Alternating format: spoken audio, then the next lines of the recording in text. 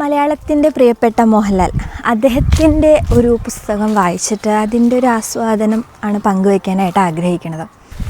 ഋതുമർമരങ്ങൾ എന്നാണ് പുസ്തകത്തിൻ്റെ പേര്. മാതൃഭൂമി ബുക്സാണ് പബ്ലിഷ് ചെയ്തിട്ടുള്ളത്. മോഹൻലാൽ എന്ന വ്യക്തി അതിനുപരി ആ പുസ്തകം തിരഞ്ഞെടുക്കാൻ അല്ലെങ്കിൽ പെട്ടെന്ന് അതിലേക്ക് ആകർഷിക്കാനായിട്ടൊരു കാരണമുണ്ട്.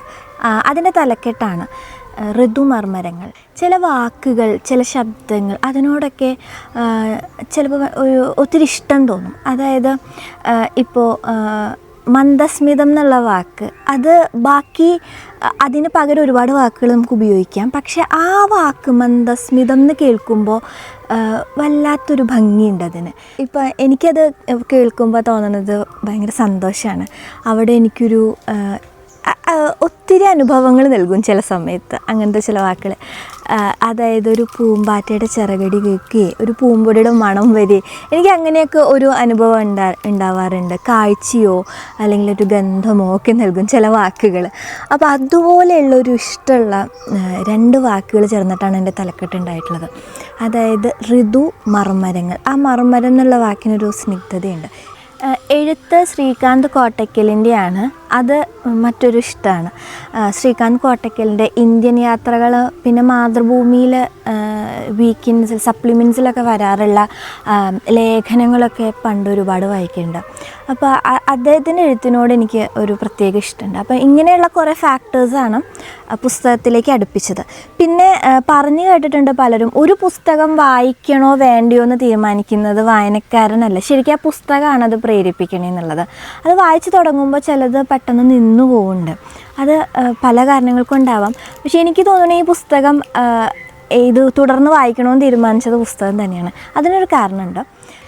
പുസ്തകത്തിൻ്റെ ആദ്യത്തെ അധ്യായം തന്നെയാണ് കാരണം. അതിൽ ഒരു യാത്രികനാകാനായിട്ട്, അത് യാത്ര എന്ന് പറയുമ്പോൾ ജസ്റ്റ് സ്ഥലങ്ങൾ കണ്ട് പോകുന്ന ഒരാളല്ല, യാത്രകൾ ചെയ്യാൻ ആരും അറിയാതെ, ആരാലും അറിയപ്പെടാതെ ഒരു ചെറിയ ഭാണ്ഡവുമായിട്ട് യാത്ര ചെയ്യാനായിട്ട് ആഗ്രഹിക്കുന്ന ഒരാളായിരുന്നു, അല്ലെങ്കിൽ അങ്ങനെ ആഗ്രഹിച്ചിരുന്നൊരു കാലഘട്ടമുണ്ട് എന്ന് പറഞ്ഞിട്ടാണ് തുടങ്ങുന്നത്. അപ്പോൾ അതിൽ എങ്ങനെയുള്ളൊരു യാത്രികനാകണം എന്ന് പറയണ ഭാഗങ്ങളൊക്കെ വായിക്കുമ്പോൾ എനിക്ക് പെട്ടെന്ന് പ്രണവ് മോഹൻലാലിന് ഓർമ്മ വന്നു. എനിക്കത് ഭയങ്കര ഒരു അല്ലെങ്കിൽ അവിടെ എന്തോ ഒരു നല്ല കണക്ഷൻ ഫീൽ ചെയ്തു. എനിക്ക് ഭയങ്കര രസം തോന്നി. അപ്പോൾ ഇപ്പം എന്താ പറയുക, അച്ഛൻ ആകണമെന്ന് ആഗ്രഹിക്കുന്നതിൻ്റെ ഒരു പാഷനിലേക്ക് ഒരു പരിധിവരെ മകൻ അത് ഫോളോ ചെയ്യണം, അല്ലെങ്കിൽ ആ പാഷൻ ഫോളോ ചെയ്യണ കാണുമ്പോൾ ഒരു കൗതുകം ഉണ്ടാവുമല്ലോ. അങ്ങനെയുള്ളൊരു കൗതുകത്തിൻ്റെ പുറത്താണ് വായന തുടങ്ങുന്നത്.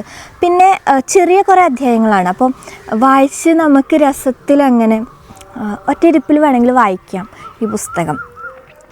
പുസ്തകത്തിൻ്റെ അവതാരികയിൽ മോഹൻലാൽ പറയണ ഒരു കാര്യമുണ്ട്.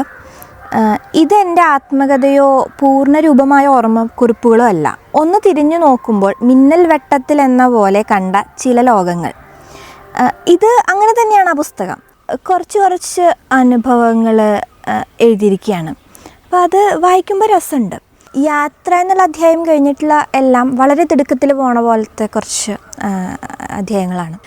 സൗഹൃദങ്ങളെ പറ്റി പറയണ ഒരു അധ്യായമുണ്ട്. അപ്പോൾ അതിൽ പറയുന്ന ഒരുപാട് പേരെ നമുക്കറിയണതാണ്, സിനിമാ ലോകത്തു നിന്നുള്ളവർ തന്നെയാണ്. എനിക്കതിൽ ചില പ്രയോഗങ്ങളൊക്കെ നല്ല ഇഷ്ടമായി. അതിൽ ഇപ്പോഴും ഓർമ്മയുള്ളത് അരവിന്ദനെ കുറിച്ച് പറയണ ഒരു ഭാഗം. അദ്ദേഹത്തെ പറ്റിയിട്ട് മൗനം കൊണ്ട് സൗഹൃദങ്ങളെ ഉണ്ടാക്കുന്ന ഒരാൾ, സൃഷ്ടിക്കുന്ന ഒരാളെന്നാണ്. എന്ത് ഭംഗിയല്ലേ അത്, ആ ഒരു സൗഹൃദവും അല്ലെങ്കിൽ എനിക്ക് ആ ഒരു പ്രോസസ്സ്, അങ്ങനെ ഉണ്ടാകുന്ന രണ്ടുപേരുടെ ഇടയിൽ നിലനിൽക്കുന്ന ശക്തമായ സൗഹൃദത്തെ പറ്റി ആലോചിച്ചപ്പോൾ അത് കൃത്യമായിട്ട് മനസ്സിലാക്കാൻ പറ്റുന്നുണ്ടായിരുന്നു. അതുകൊണ്ടായിരിക്കാം എനിക്കത് ഇപ്പോഴും മനസ്സിൽ ഓർമ്മ നിൽക്കുന്നത്. സാധാരണ എനിക്ക് വായിക്കണ എല്ലാം ഒന്നും അങ്ങനെ ഓർമ്മ നിൽക്കുന്ന ആളല്ല. എഴുത്തിനെ പറ്റി അല്ലെങ്കിൽ അതിനെപ്പറ്റി പറയാൻ തോന്നുന്ന ഒറ്റ വാക്കിൽ പറയുകയാണെങ്കിൽ വളരെ ജെന്യുവനായിട്ടുള്ള എഴുത്തുകളും ആ അനുഭവങ്ങളെ അങ്ങനെ എഴുതിയിരിക്കുന്നതായിട്ട് നമുക്ക് തോന്നും. അപ്പോൾ അത് വായനയുടെ രസം അതാണ്. വായന മുന്നോട്ട് കൊണ്ടുപോകുന്നത് ആ ജെന്യുവിനിറ്റിയോട് നമുക്ക് തോന്നുന്ന, അല്ലെങ്കിൽ ആ ഒരു കണക്ഷൻ അങ്ങനെയാണ് വരുന്നത്. പിന്നെ വിവാദങ്ങളെ പറ്റിയിട്ടുള്ളൊരു ഭാഗമുണ്ട്. അത് സത്യത്തിൽ ഞാൻ വളരെ പാസീവായിട്ട് വായിച്ചൊരു ഭാഗമാണ്. കാരണം അദ്ദേഹമായിട്ട് ബന്ധപ്പെട്ട് വന്ന വിവാദങ്ങൾ ഒന്നാമത് ഞാൻ അത്രയും ശ്രദ്ധിച്ചിട്ടില്ല. പിന്നെ അതിന് എക്സ്പ്ലനേഷൻ കൊടുക്കുന്നത് അല്ലെങ്കിൽ അതിനെപ്പറ്റി പറയുന്നുണ്ട്, അത് എനിക്ക് അറിയേണ്ട ഒരു ആവശ്യം തോന്നിയില്ല. അത് എന്തുകൊണ്ടോ ആ ഒരു ഭാഗം പാസീവായിട്ടാണ് വായിച്ചു പോയത്. പിന്നെ മരണത്തെ പറ്റി പറഞ്ഞിട്ടുള്ള ഒരു ഭാഗമുണ്ട്. എനിക്ക് തോന്നുന്നു ഈ പുസ്തകത്തിൽ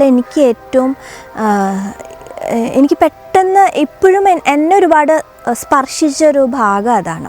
മരണം എന്നുള്ളൊരവസ്ഥയെ ഒരു പരിധി വരെ എനിക്ക് ഉൾക്കൊള്ളാനായിട്ട് ബുദ്ധിമുട്ടുള്ള ഒരാളാണ് ഞാൻ. കഴിഞ്ഞ അതായത് 2024 തുടക്കത്തിൽ തന്നെ എനിക്ക് വളരെ പ്രിയപ്പെട്ട ഒരാൾ എൻ്റെ ജീവിതത്തിൽ നിന്ന് നഷ്ടപ്പെട്ടു. അപ്പോൾ ആ ഒരു മരണത്തെ എന്നത് കാര്യമായിട്ട് ഞാൻ അഫക്റ്റ് ചെയ്യുമെന്ന് കരുതിയതിൽ ഉപരി എന്നത് അഫക്റ്റ് ചെയ്തിട്ടുണ്ട്. ആ ഒരു ഇയർ മുഴുവനും അദ്ദേഹത്തിൻ്റെ ഒരു ആബ്സെൻസ് എന്നെ ഭയങ്കരമായിട്ട് ബാധിച്ചിട്ടുണ്ടായിരുന്നു. അതുമാത്രമല്ല അത് എനിക്ക് 2 തരത്തിലാണ് ബാധിച്ചത്. ഒന്ന്, ഇതിനു മുൻപ് എന്നെ വിട്ടുപോയ പ്രിയപ്പെട്ടവരുടെ ഓർമ്മകൾ അല്ലെങ്കിൽ ആ ഒരു ആബ്സെൻസിൽ നിന്ന് ഞാൻ റിക്കവർ ചെയ്തിട്ടില്ല എന്നുള്ളത് എന്നെ മരണം ഓർമ്മിപ്പിച്ചു. അതുമാത്രമല്ല ജീവിച്ചിരിക്കുന്ന പ്രിയപ്പെട്ടവരെ ഓർത്തൊരു ആകുലതയുണ്ടായി.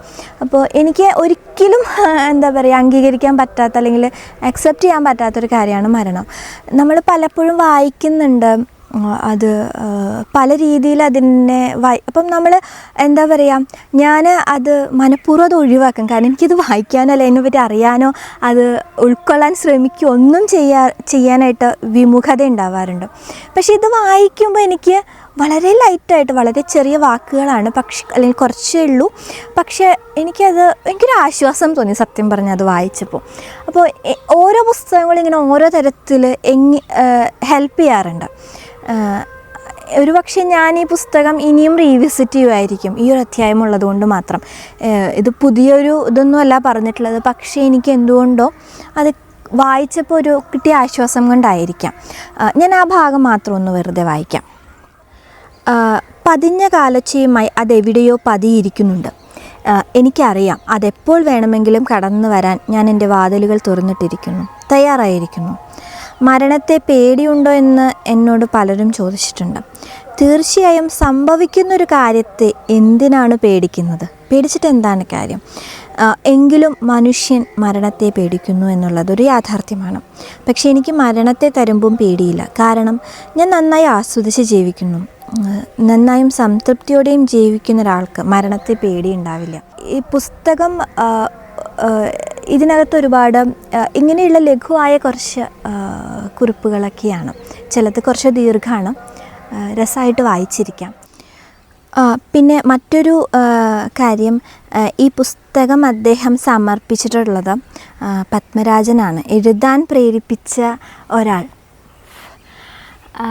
അങ്ങനെ പത്മരാജന് സമർപ്പിച്ചിട്ടുള്ളൊരു പുസ്തകമാണ്. അങ്ങനെ നല്ലൊരു വായനാനുഭവം നൽകുന്നുണ്ട്. അങ്ങനെ നല്ലൊരു പുസ്തകം.